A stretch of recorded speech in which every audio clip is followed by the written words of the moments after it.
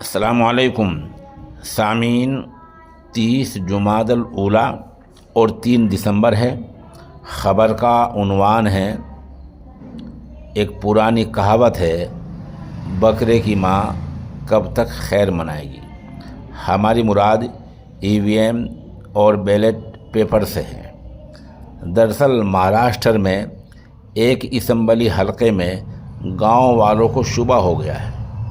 गांव वालों का कहना यह है कि हमने वोट दूसरी पार्टी को दिया था, लेकिन ईवीएम में हमारा वोट किसी दूसरी पार्टी को जाता दिखाया गया है। तो गांव वालों ने खुद ही इसका हल भी निकाला है। गांव वालों ने पूरे गांव में बैनर लगाए कि वोट दोबारा होंगे, हम खुद करके दिखाएंगे, बैलेट पेपर से करके दिखाएंगे और जो नतीजा आएगा उसको सबके सामने जाहिर कर देंगे। जाहिर सी बात है, इस तरह का मामला, इस तरह का काम, बैलेट पेपर से वोट होते दिखाना इंतज़ामिया को कैसे हलक से नीचे उतर सकता था। इसलिए इंतज़ामिया ने इसका हल ढूंढा कि गांव में दफ़ा 144 लागू कर दी है। गांव वालों ने आज 3 दिसंबर का ऐलान कर रखा है और इंतज़ामिया ने 3 दिसंबर से 5 तक दफ़ा 144 लागू कर दी है। सवाल ये है कि दफ़ा 144 कब तक लागू करेंगे। 5 दिसंबर भी परसों चला जाएगा और गांव में आवाज़ उठेंगी। होते होते कहीं ऐसा ना हो कि पूरे मुल्क में आवाज़ उठ जाए और फिर आपको शर्मिंदगी का सामना करना पड़ जाए। बहरहाल महाराष्ट्र में जो हो रहा है, ख़बर अहम है, इसलिए तफसील से सुनाई देता हूँ। ख़बर की सुर्खी ये है, ईवीएम के नतीजे पर हुआ शक, अब बैलेट पेपर से फिर से वोटिंग कराएंगे गांव वाले। महाराष्ट्र के ज़िला सोलापुर में एक गांव के लोगों ने ऐलान किया है कि उन्हें मतपत्रों के ज़रिए पुनर्मतदान की योजना बनाई है। यानी उन्होंने बैलेट पेपर के ज़रिए दोबारा वोटिंग कराने का मंसूबा बनाया है, क्योंकि असम्बली हलके में बूथ पर ईवीएम के नतीजे मशकूक हैं। ये गांव माली शिरस असम्बली हलके में आता है। महाराष्ट्र चुनाव में महायुति की बम्पर जीत मौजूए बहस है और अपोजिशन एक बार फिर ईवीएम पर सवाल उठा रहा है। इस बीच ज़िला सोलापुर के गांव मरकरवाड़ी के लोगों ने अनोखा तजर्बा करने का ऐलान कर दिया है। गांव वालों को ईवीएम के नतीजे पर शुबा है, इसलिए अब बैलेट पेपर से दोबारा वोटिंग करने के बैनर लगाए गए हैं। हालांकि इंतज़ामिया ने इस इलाके में दोबारा वोटिंग को रोकने के लिए दफ़ा 144 लागू कर दी है, जिसका मतलब ये है कि 4, 5, 6 आदमी इकट्ठे होकर कहीं जाएंगे नहीं, कुछ काम नहीं करेंगे। अगर देख गए तो गिरफ्तार भी किया जा सकता है।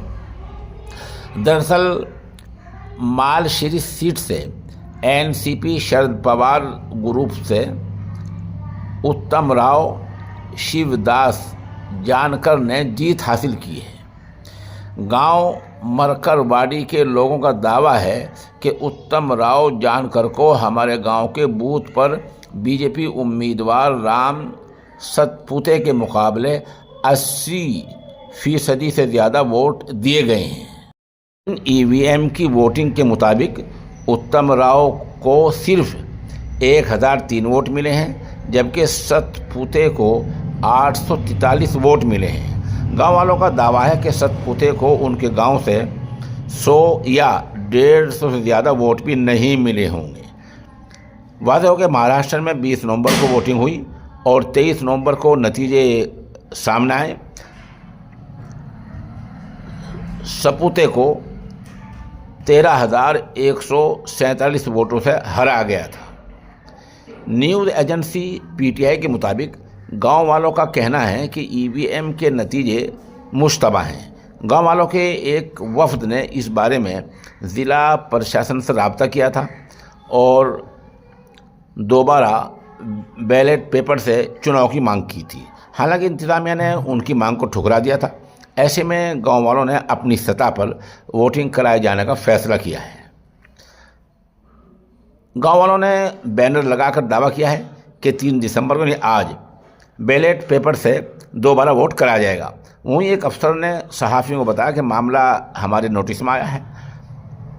मालशीरिस के एसडीएम ने किसी भी हंगामे से बचने के लिए इस इलाके में 2 से 5 दिसंबर तक दफ़ा 144, जिसको आजकल दफ़ा 163 कहा जाता है, वो लगा दी है। बहरहाल इस तरह के हालात हैं। अब देखना ये है कि गांव की आवाज़ से बचने के लिए और सरकार इंतज़ामिया क्या हरबा करते हैं कि ये आवाज़ आज महाराष्ट्र गांव में है, कल किसी और गांव में उठ सकती है, परसों किसी और गांव में उठ सकती है। और अगर पूरे मुल्क में हर गांव में आवाज़ उठ जाती है तो फिर मामला कुछ से कुछ हो सकता है। कुछ से कुछ का मतलब ये है कि दोबारा सरकार को या अदालत को या बहरहाल ऐसे आला सती इख्तियारात के हामिल लोगों को दोबारा गौर करना पड़ सकता है कि वोट बैलेट पेपर से हो जाए, लेकिन ये अभी जल्दी नहीं होने वाला है, इसमें देर लग सकती है। सामीन, ये माजून है ताकत का ख़जाना, लाजवाब है। इसे कोई शिकायत अब तक नहीं आई है। इसकी कीमत है 3000 रुपये। जिन साहब को चाहिए हमारे नंबर 96 27 70 90 14 पर रब्ता कर सकता है।